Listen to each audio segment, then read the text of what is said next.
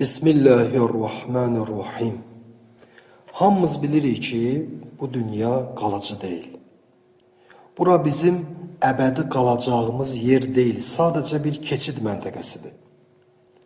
Ona görə insan düşünməlidir, ona həqiqətən fayda verən nədir? Hansı əməl onu Allah-u Teala'nın rəhmətinə yaxınlaşdıracaq? Axı elə bir gün gələcək ki, hamımız Allah-u Teala'ya möhtac olacağıq. O gün insanı xilas edəcək yalnız onun imanı, əməli və Allah-u Teala ilə olan əlaqəsi olacaq. Buna görə də insan bu dünyada necə yaşadığını diqqətlə düşünməlidir. İmam Səccad əleyhissalam bu mövzuda bizə çox gözəl yol göstərir. Həzrət buyurur ki, Allahümmə la taqətə li bil cəhdi. İlahi, mənim çətinliyə gücüm yoxdur. Və la sabrə li aləl bəla'i. Bəlaya səbrim yoxdur.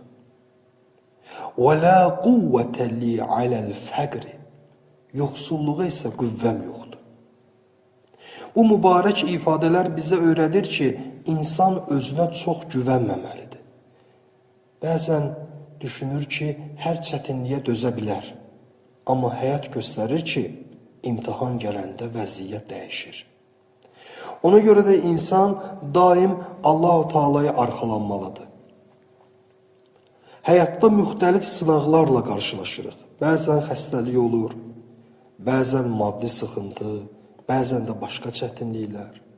Bu imtihanlar hər birimiz üçün var. Əsas məsələ odur ki, bu sınaqlarda özümüzü itirməyək.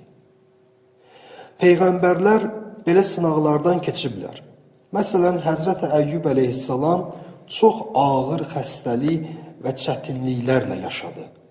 Lakin səbr etdi. Əyyub-u səbur. Resul-i Əkrəm sallallahu aleyhi və alihi və səlləm həyatı boyu müxtəlif çətinliklərlə üzləşdi. Həzrət Əbu Abdillah İmam Hüseyin əleyhissalam isə ən ağır müsibətlərdən keçdi. Yaxşı, onları fərqli edən nə idi? Onları fərqli edən Allah-u Teala'ya olan bağlılıqları və səbirli olmaları idi. Həzrət İmam Zeynul-Abidin əleyhissalam da yoxsulluqdan danışır. Buyurur ki, وَلَا قُوَّةَ لِي عَلَى الْفَقْرِ. Allahım, yoxsulluğa qüvvəm yoxdur. Nə üçün bunu deyir? Çünki yoxsulluq insan üçün ağır bir sınaqdır. Və hər bir insan da istəyir ki, rahat yaşasın, ailəsinə yaxşı şərait yaratsın. Lakin hər zaman bu mümkün olmur axı. Bu da insanı sıxır. Ancaq unutmayaq ki, yoxsulluq həmişə pis deyil. Çünki bəzən insanı Allah-u Teala'ya daha yaxın edir, onu təkəbbürdən uzaqlaşdırır. İmam Səccad əleyhissalam belə dua edir. Allahümmə habbib iləyyə suhbətəl füqərai. İlahi, mənə fəqirlərlə ünsiyyəti sevdir. Daha sonra buyurur ki, İlahi, ruzimi məndən əsirgəmə.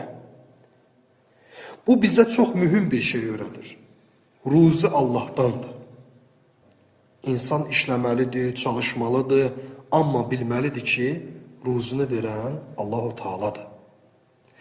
İnsanlara həddindən artıq bağlanmaq düzgün deyil. Bəzən insan ruzunu yanlış yollarla qazanmaq istəyir, amma bu yolun sonu yaxşı olmur. Əsas odur ki, ruzi halal olsun. Ona görə dualarımızda Allah-u Teala'dan istəməliyik ki, İlahi, bizə öz halal ruzi genişliyini əta etkilən. İnsan üçün ən böyük dəyər onun ləyaqəti və imanıdır. Mömin özünü alçatmamalıdır, izzətli olmalıdır. Düzdür, həyatda çətinliklər qaçınılmazdır. Lakin bu çətinliklər qarşısında insanı güclü edən bir şey var. O da Allah-u Teala ilə olan əlaqədir. O səbəbdən Rəbbimiz Quran-ı Kərimdə buyurur: Bismillahirrahmanirrahim. Ələ bi zikrillahi tatmainnul qulub. Agah olun, yalnız Allahı zikr etməklə qəlblər rahatlıq tapar, aramlıq tapar. Yalnız ilahi zikirlə. Əgər insanın qəlbi narahatdırsa, bu Allah-u Teala ilə olan əlaqəsinin zəifləməsindən irəli gəlir. Halbuki namaz, dua və zikr insanı sakitləşdirir, qəlbinə rahatlıq verir və gücləndirir. Nəticədə insan bu dünyada Allah-u Teala'ya bağlı olarsa, həm çətinliklərə dözə bilər, həm də düzgün yolda qala bilər.